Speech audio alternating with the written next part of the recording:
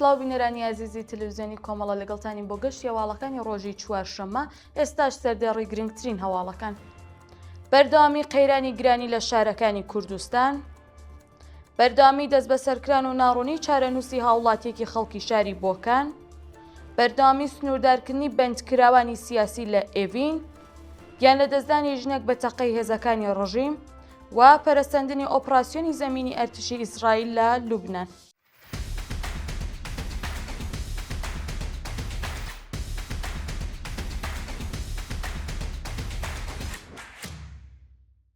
درێژەی هەواڵەکان بەردەوامبوونی قەیرانی گرانی لە شارەکانی کوردستان، شەپۆلی نوێی گرانی و هەڵاوسانی بێسەروبەر دۆخی بژێوی ژیانی لە شارەکانی کوردستانی ئێران وەک سنا، مەریوان، بانە و سەقز تووشی قەیرانێکی قوڵ کردووە و توانای کڕینی هاوڵاتیانی گەیاندووەتە کەمترین ئاست.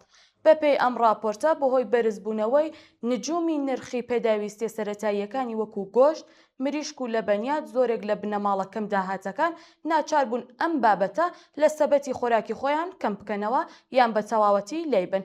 هەروەها بەرزبوونەوەی پیشینەی کرێی خانوو بۆتە هۆی ئەوەی بەشێکی زۆر لە کرێنشینان و کارگەران توانای مانەوەیان لە ناوەندی شارەکان نەمێنێت و بە ناچاری ڕوو لە پەراوێزنشینی بکەن. شارەزایان هشدار دەدەن کە نەبوونی کارگەی پیشەیی و هەلی کاری فەرمیل لە پاڵ ئەم گرانیەدا گەنجانی زیاتر ناچار کردووە بۆ دابینکردنی بژێوی ژیانیان ڕوو لە پیشە کاسبکارەکان و دیاردەی پڕمەترسی کۆڵبەری لە ناوچە سنووریەکان بکەن.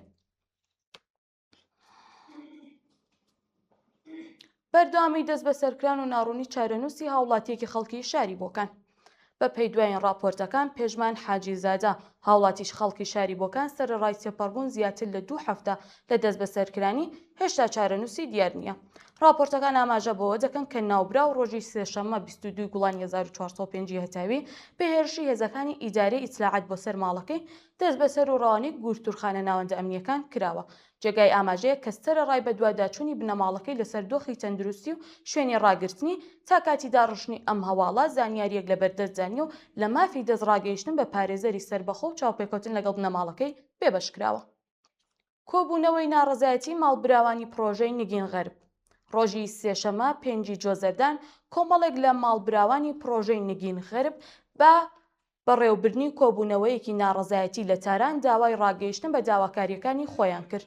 ئەم هاوڵاتی ماڵبراوانە کە لە بەردەم دادسەرای گشتی ناوچەی 5 تاران کۆبووبوونەوە ناڕەزایەتیان بەرامبەر بە بەردەوامی ناڕوونی دۆسیەکەیان دەربڕی. بە وچەی هاوڵاتیانی ناڕازی دوای تێپەڕبوونی نزیکەی 22 ساڵ لە کاتی وەبەرهێنانەکانیان هێشتا لە دۆخی ناڕوون و سەر لە شێواویدا بەسەر دەبن. بەردەوامی سنووردارکردنی بەندکراوی سیاسی لە ئێڤین. وریشە مرادی بەندکراوی سیاسی بەندکراو لە بەندینخانەی ئێڤین وەک سزایەک لە مافی بەکارهێنانی تەلەفۆن بەندینخانە بێبەشکرا. بە پێی زانیاریەکان وریشە مرادی وەک سزایەک لە دەستڕاگەیشتن و بەکارهێنانی تەلەفۆنی بەندینخانە بێبەشکراوە. ئەم بەندکراوە سیاسیە پێشتر لە چاوپێکەوتن لەگەڵ بنەماڵە و پارێزەرەکانی بێبەشکرا بوو. ئەم سنووردارکردنە هێشتا بەردەوامە. پێشتر لە راپۆرتەکاندا هەواڵی بێبەشکردنی 6 بەندکراوی ژنی بەندکراو لە بەندینخانەی ئێڤین بڵاوکرابەوە. هەروەها پێشتری راپۆرتگەرێک لەسەر سەپاندنی سنووردارکردنی هاوشێوە تش بە بەندکراوانی سیاسی ژن لە بەندینخانەی قەرچەک لە کاردانەوەی بەنەزمە ناڕەزایەتیە هێمنانەکان بڵاو بووبەوە. لە سێدارەدانی 4 بەندکراو لە زیندانەکانی ڕژیمی کۆماری ئیسلامی. لە ڕۆژەی ڕابردوو 4 بەندکراو لە زیندانەکانی ڕژیمی کۆماری ئیسلامی بە تۆمەتی کوشتنی بە ئەنقست و پەیوەندی بە مادە هۆشبەرەکان لە زیندانەکانی ڕژیم لە سێدارە دراون.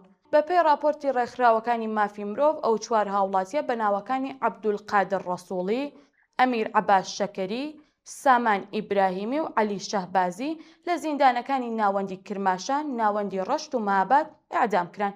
شایانی باسە کە ساڵی ڕابردوو لانیکەم 2488 هاوڵاتی بە تۆمەتی جۆرا و جۆرەکان لە زیندانەکانی ڕژیمی کۆماری ئیسلامیدا لە سێدارە دراون و بە سەدان کەسی دیکەش مەترسی ئیعدامکرانیان لەسەرە. گیانبەختکردنی شارۆمەندێکی خەڵکی شاری ئیزە لە گورتورخانە ناوەندە ئەمنیەکان. بە پێی دوایین زانیاریەکان هاوڵاتێکی خەڵکی شارستانی ئیزا سەر بە پارێزگای ئەهواز پاش دەست بە سەرکرانی و گواستنەوەی بۆ گورتورخانە ناوەندە ئەمنیەکان لەژێر ئەشکەنجەی هێزەکانی ئیتلاعاتی سوپای ڕژیندا گیانی لە بەخت کردووە.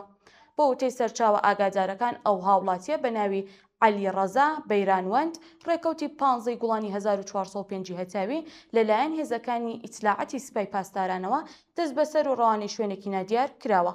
جێگای ئاماژەیە کە ناوبرا و پێشووتر لە ناڕەزایەتیەکانی خەڵک دژ بە دەسەڵاتی کۆماری ئیسلامی لە ساڵەکانی 1396 و 1401 هەتاویدا چەندین جا لەلایەن هێزە ئەمنیەکانەوە دەست بەسەر و ڕوبەڕووی حکمی توندی قەزایی بۆتەوە.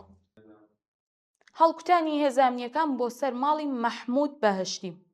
هێزە ئەمنیەکانی سەر بە ئیتلاعەتی سوپا بە ئامادەبوون لە ماڵی مەحموود بەهەشتی لە کاتێکدا کە شوێنەکەیان پشکنی و دەستیان بەسەر هەندێک ئامێری پەیوەندی و کەلوپەلی کەسەکەدا کرد داوایان کرد و بۆ پێشکەشکردنی ڕوونکردنەوەکە خۆی بە نووسنگی بە دوواداچوون لە لەنگەڕود بناسێنێت.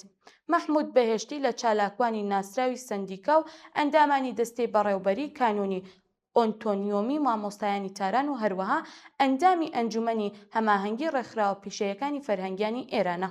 لەسەر ئەم کارە ئەنجومەنی هەماهەنگی ڕێکخراوە پیشەیەکانی فەرهەنگیانی ئێران بە بڵاوکردنەوەی هەڵوێستێک بەردەوامی دەست بەسەرکران و ڕەفتارە ئەمنیەکان لەگەڵ چالاکوانانی پیشەیی شەرمەزار کرد و جەختی لەسەر مافی یاسا فەرهەنگیەکان و چالاکوانانی پیشەیی بۆ بەدواداچوونی داواکاریەکان کردووە. ئەم ئەنجومەنە هەروەها داوای کۆتایی هێنان بە ڕەفتارە ئەمنیەکان لەگەڵ چالاکوانانی پیشەیی و ڕێزگرتن لە مافی هاوڵاتیان بوون و چالاکیە مەدەنیەکانیان کرد.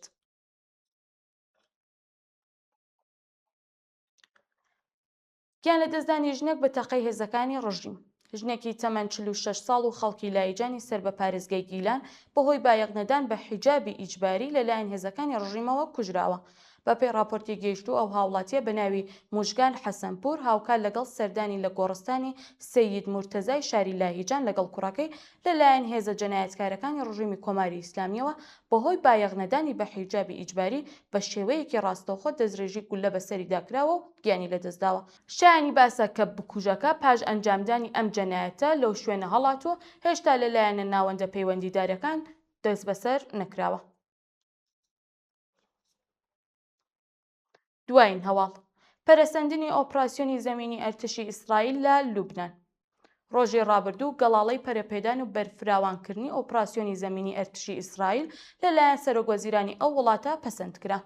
بەپێی دوایین هەواڵەکان بێنیامین نەتانیاهۆ سەرۆکوەزیری ئیسرائیل ڕایگەیاندووە کە بە مەبەستی پاراستنی ناوچەکانی باشووری ئەو وڵاتە و هەروەها لە ناوبردنی حیزبوڵڵا ئۆپراسیۆنەکانی لە نێو خاکی لوبنان نەک تەنها پەرەپێ دەدات بەڵکو درێژە بە هێرشەکانی بۆ ناوەندی ئەو وڵاتە دەدات. ئەمە لە کاتێکدایە کە ڕژیمی ئیسرائیل هاوکات لەگەڵ ئاگربەستی نێوان ڕژیمی کۆماری ئیسلامی و ئەمریکا پابەند بوو بە پێکهێنانی ئاگربەستێک لەگەڵ حیزبوڵڵا بەڵام بە پێچەوانی ئاگربەستەکە لە هەردوو لایەنەوە ئاگربەستەکە پێشیل کرا و هێرشەکان دەستی پێکردوێتەوە. بەڵێ بینەرانی عزیز گەشتی هەواڵەکانمان پێشکەشکردن. هەر شاد و بەختەوەر بن.